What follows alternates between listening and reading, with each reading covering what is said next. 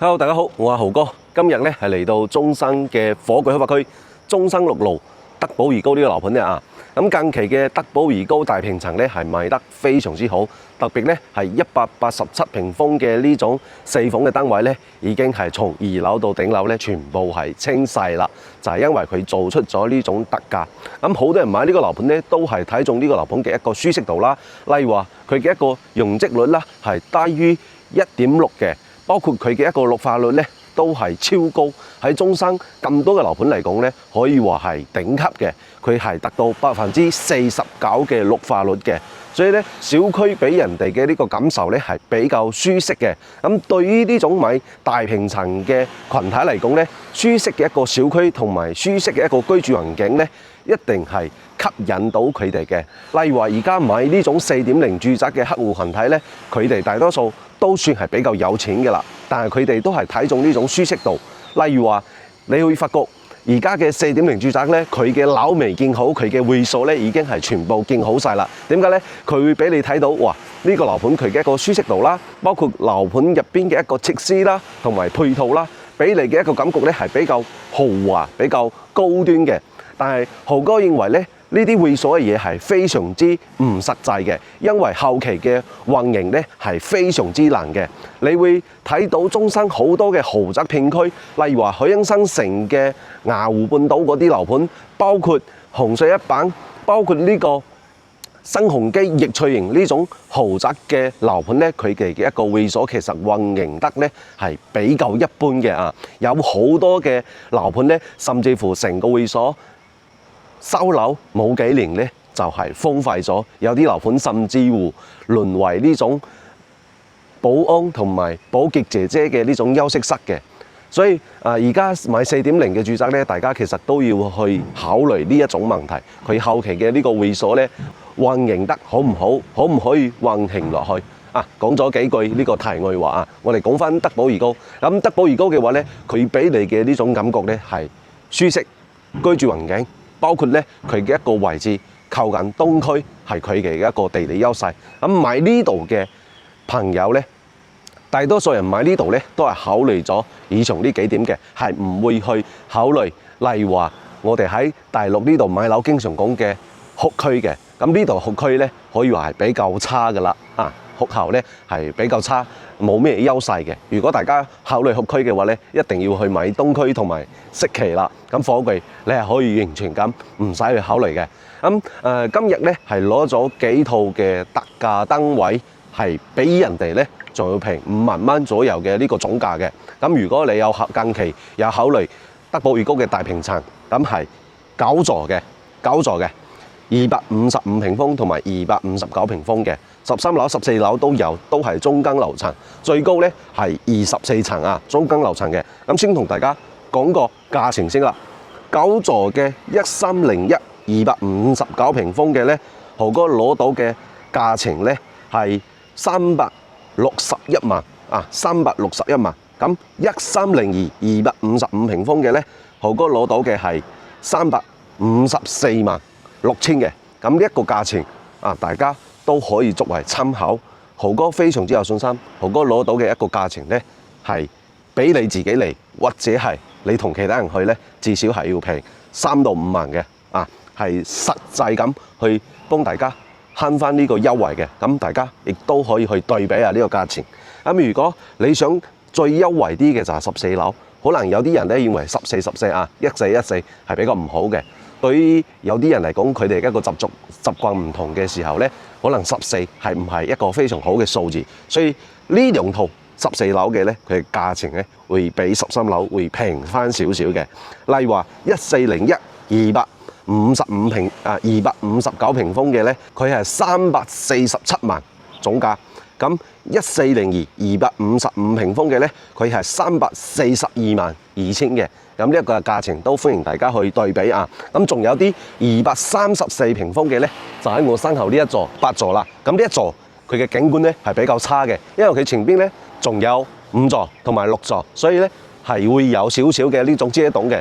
佢冇呢種9座啊、10座啊、11座啊，冇呢幾座咧，佢嘅景觀咁開揚，視野咁開闊，所以咧，我建議大家，如果你真係買大平層嘅話咧，你都攞咗咁多嘅錢出嚟啦，一定嘅要買一個優質嘅，而唔係去選擇呢種8座234平方，佢嘅景觀面咧實在係差咗少少，佢嘅視野咧冇9座、10座、11座呢啲咁開揚、咁開闊。咁豪哥報嘅價錢咧，全部都係真實存在嘅。如果你有興趣咧，就可以聯絡豪哥過嚟呢度睇樓。豪哥而家咧就帶大家去小區呢一邊咧，去兜一兜先啊！咁德寶二高嘅小區咧，真係睇得到嘅一個，第一係乾淨啦，啱啱咧仲落咗雨，你睇到土地咧呢個小區園林嘅地咧係冇任何嘅呢種樹葉啊，因為已經有清潔嘅姐姐咧係打掃咗嘅。你睇到呢個草坪呢度咧就有啦，草坪呢度咧就有好多嘅呢種樹葉啦，但係佢嘅一個地板呢度咧就比較少嘅，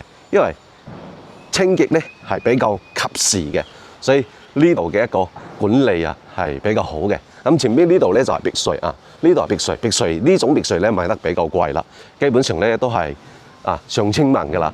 所以有興趣嘅朋友都可以聯絡豪哥過嚟呢度睇睇，好嘛？咁往呢個方向去咧，佢嘅一個網球場網球場前邊有個網球場嘅，你睇到德寶二高咧啲雀仔聲都多，因為佢綠化咧係足夠多嘅。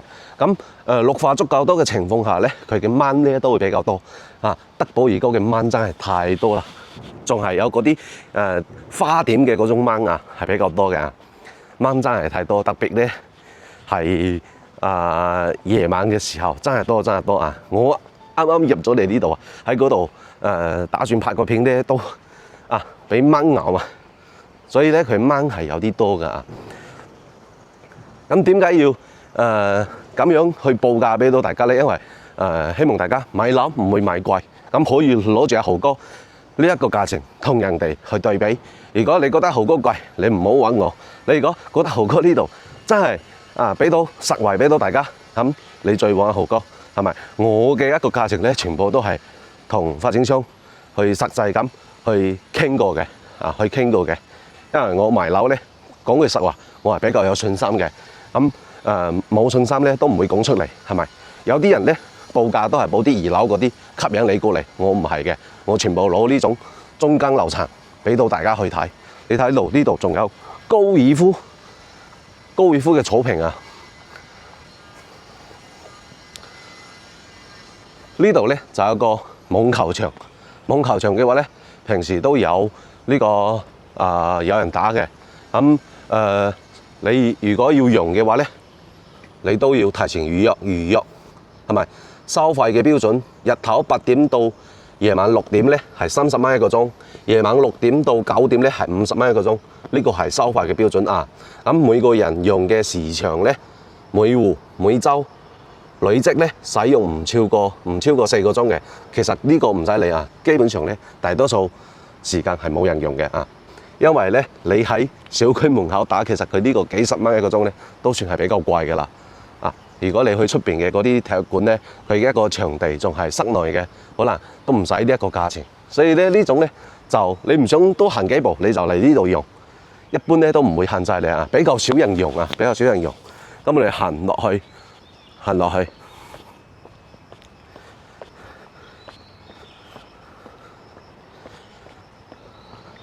咁呢度咧係有個門口嘅行到呢度，呢邊咧就係11座啦。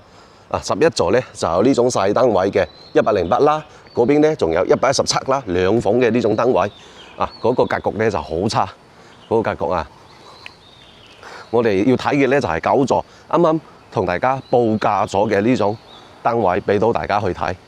呢邊咧係德寶二高嘅呢個高區咧就係寫字樓嚟嘅呢度有個小朋友嘅呢種遊樂場啦平時帶小朋友嚟呢度玩，你睇到成個小區園林咧真係好靜好舒服嘅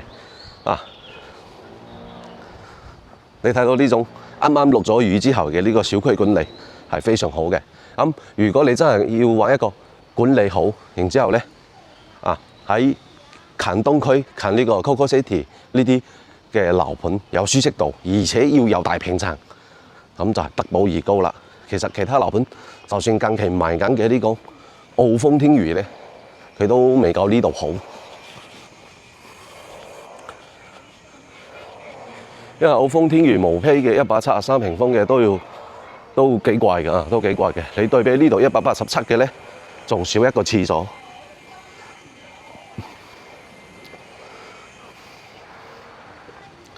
呢度咧就係9座，我哋要睇嘅呢度9座13樓。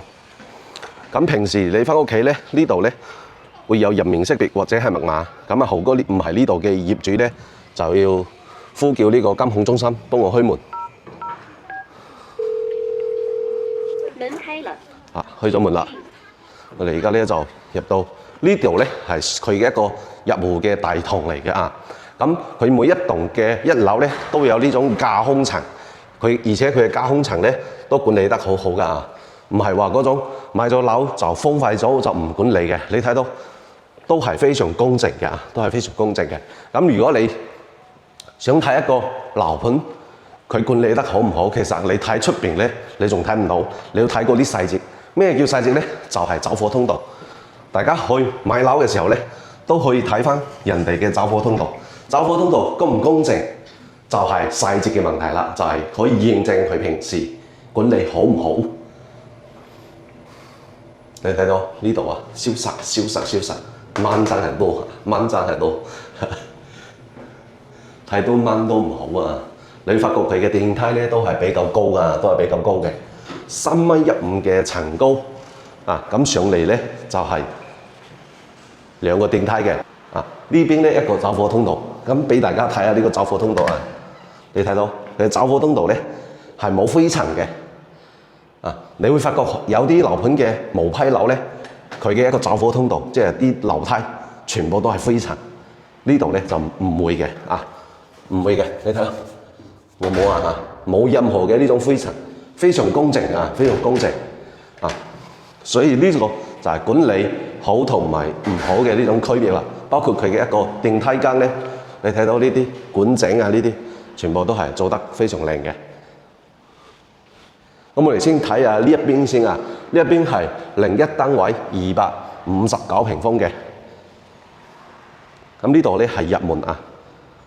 咁後期嘅話咧，大家呢一個位置咧係可以去做一個屏風嘅呢個位置啊。呢個設計咧唔好嘅地方咧就係門同埋對面嘅門咧係對住嘅。有啲人唔中意啊，門對門，你唔中意嘅，所以你後期咧可以喺呢度做翻個屏風啦。啊，佢呢種設計就係老嘅設計，因為德寶兒高畢竟咧係賣咗好多年㗎啦。咁佢呢邊咧就係客廳，佢客廳好大啊。呢幅牆係可以打嘅，你打咗佢咧，你會得到更加大嘅呢個空間。呢幅牆打咗佢咧，你嘅一個客廳仲會更加大。咁我哋先睇下佢嘅一個特色先，就係景觀。啊，佢點解9座10座呢啲好賣？就係因為佢望出去咧，你睇到非常開揚嘅。如果你最高啲咧，就可以望到山。咁正前方全部都係別墅，都後期都唔會有遮擋啦，係咪？個景觀咧係非常舒服嘅。咁如果你買8座，啊8座就係呢邊啦。8座嘅話就唔同啦，係咪？你8座嘅話，前邊呢度有樓；8座嘅話，你只可以買呢個東邊位，啊東邊位2、3、4。如果你係西邊位，佢景觀係好差嘅，你望住對面6座，係咪？同埋5座，咁咪非常唔舒服咯。咁呢種單位係咪舒服好多？佢又通風喎，視野又好喎，又喺城區入邊喎。咁佢嘅一個小區又唔錯喎，所以佢一個大平層一共價咧就非常之好賣。而家嘅貨量咧係唔多嘅，所以如果你有關注大平層嘅話咧，你可以去對比，係咪？包括去對比而家嘅4.0住宅，大家都可以去參考嘅。呢邊咧係餐廳嚟㗎，餐廳都好大㗎啦。呢度咧係廚房，正正式式嘅呢種南北通透嘅格局啊。咁對面呢度就係寫字樓，寫字樓你要超過呢個寫字樓嘅話咧，至少咧係要去到19樓啊，去到19樓以上。咁呢度咧仲有個洗衣房㗎，呢度有個洗衣房你睇到啊。呢個豪宅嘅標配咧，一定會有洗衣房㗎啦。其實呢度咧，你又可以作為一間房嚟用啦。一般嘅話咧，都係打咗呢幅牆，會更加通透同埋大氣。呢度咧第一間房啊，呢間房咧好長啊，好長。最主要嘅咧係朝南向嘅一個視野啦。呢邊係廁所嚟㗎，呢個廁所好大啊！呢個廁所好大，而且佢嘅窗戶咧都好大啊！呢個廁所真係好大啊！呢個廁所比人哋嗰啲89平方贈送嘅嗰間房仲要大啊，差唔多大，因為佢好長啊！呢度一間房朝北嘅啊，佢嘅一個採光都唔錯嘅，13樓。你睇到每間房咧都有唔錯嘅採光，好似佢嘅一個示範單位咧係打咗呢幅牆嘅，打咗呢幅牆，但係呢個就冇打，後期自己去設計啦。呢個都可以算係呢個主人屋嚟㗎啊，廁所都好大㗎啦。咁佢嘅一個最主要咧係視野，咁佢嘅一個視野真係可以非常之開揚開闊嘅。咁我哋再睇翻另外一間房啊，呢間房都係套間嚟嘅，呢間房都係套間嚟嘅。廁所呢個廁所就細啲啦，咁可以作為一個長者房嚟用啦。你睇到佢嘅一個採光全部都好好㗎，唔使開燈嘅。需要自己咧去設計，或者揾裝修公司幫你設計咯。佢呢度全部都係毛坯嘅，除咗之前嘅嗰啲2樓嗰啲。咁對面嗰伙咧就係平7萬蚊嘅。咁例如話呢度01 13樓，呢度02 13樓。咁呢邊咧就會比呢個01嘅259總價平7萬。第一咧係因為佢嘅一個積數咧係細咗。第二嘅話咧，佢嘅一個西邊位咧，好多人會覺得西邊位嘅一個視野同埋景觀更加靚啊！